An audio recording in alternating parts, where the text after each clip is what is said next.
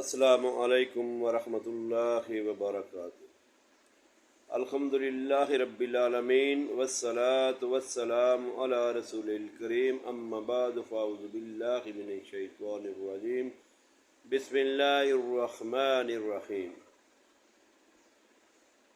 فمن ابتغى وراء ذلك فأولئك هم العادون۔ دوستو، آج سبق نمبر ہے 5واں۔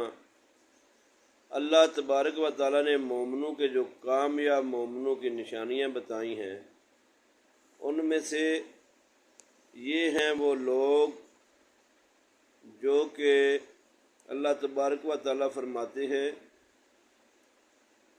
کہ جو اپنی بیویوں اور اپنی لونڈیوں کے ساتھ جمع کرنے والے ہیں، اپنی خواہش کو پورا کرنے والے ہیں، وہ ملامت والے نہیں ہیں، ان کی ملامت نہیں کی جائے گی،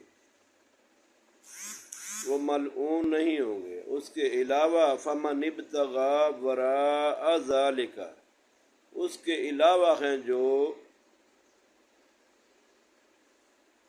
فَأُولَئِكَ هُمُ الْعَادُونَ، وہی لوگ ہیں جو حدوں کو توڑنے والے ہیں۔ اللہ نے جو حدود مقرر کی ہیں، ان حدوں کو توڑنے والے ہیں۔ اس لیے اللہ تبارک و تعالیٰ نے سورہ بنی اسرائیل کی آیت نمبر 32 میں فرمایا وَلَا تَقْرَبُوا الزِّنَا إِنَّهُ كَانَ فَاحِشَةً وَسَاءَ سَبِيلًا، اور زنا کے قریب بھی نہ جانا، وہ تو بڑی بے حیائی کی چیز ہے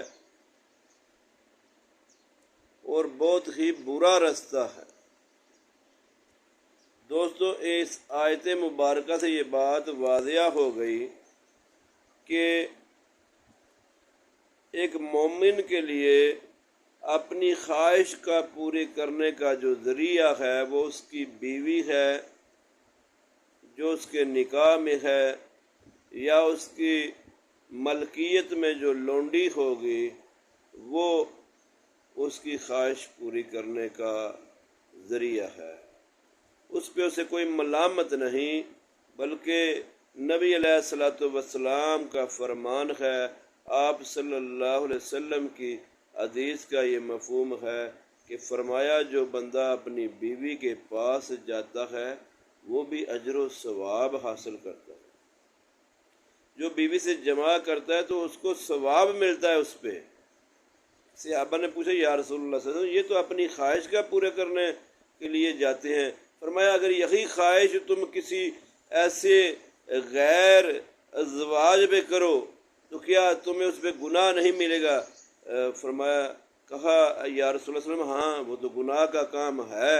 تو فرمایا اگر تم یہ خواہش اپنی بیوی کے ساتھ پوری کرتے ہو تو اس پہ تمہیں اجر بھی ملتا ہے، ثواب ملتا ہے۔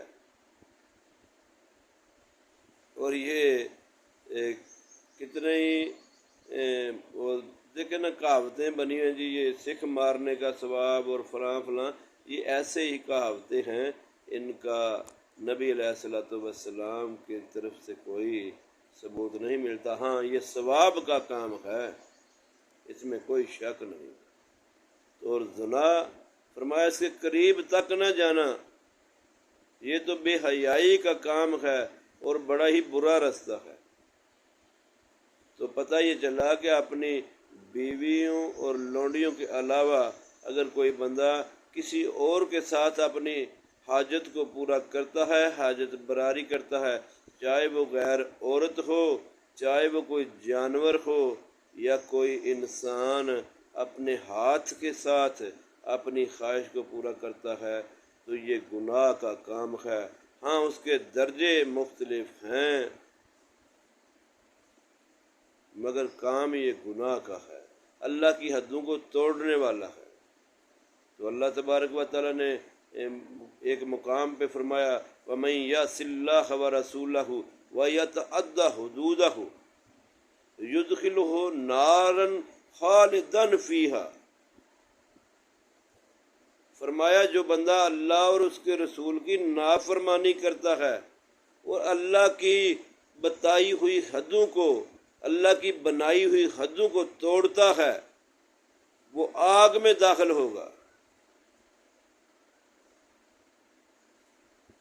اس کا ٹھکانہ جہنم ہوگا۔ تو میرے دوستو، یہ اللہ کی وہ وعدے ہیں جن کی حفاظت کرنے کی ہمیں ذمہ داری اللہ نے ہم پہ فرض کی ہے، اور اس کے لیے ہمیں اللہ تبارک و تعالیٰ نے ایک بڑی شاندار سہولت دی کہ ہم نکاح کریں، کیونکہ نکاح میں برکت بھی ہے، نکاح سنت عمل بھی ہے، اور نبی علیہ الصلوۃ والسلام کی حدیث جو پچھلے موضوع پہ پچھلے سبق میں بیان کی تھی کہ آپ صلی اللہ علیہ وسلم نے فرمایا میں نے نکاح بھی کیا ہے، میں سوتا بھی ہوں، میں جاگتا بھی، عبادت بھی کرتا ہوں، قیام بھی کرتا ہوں، میں اپنی بیویوں کے پاس بھی جاتا ہوں۔ تو بیوی اللہ تبارک و تعالیٰ نے حاجت براری کے لیے دی ہے۔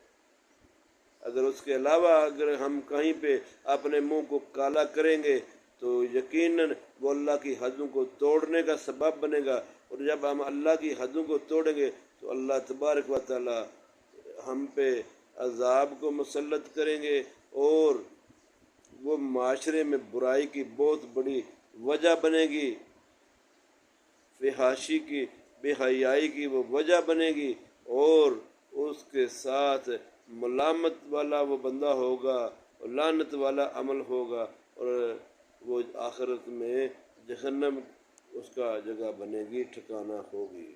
اس لیے اللہ تعالیٰ مجھے اور آپ کو محفوظ رکھے، بچائے، ہمیں زنا کے قریب بھی جانے سے بچائے اللہ تبارک و تعالیٰ۔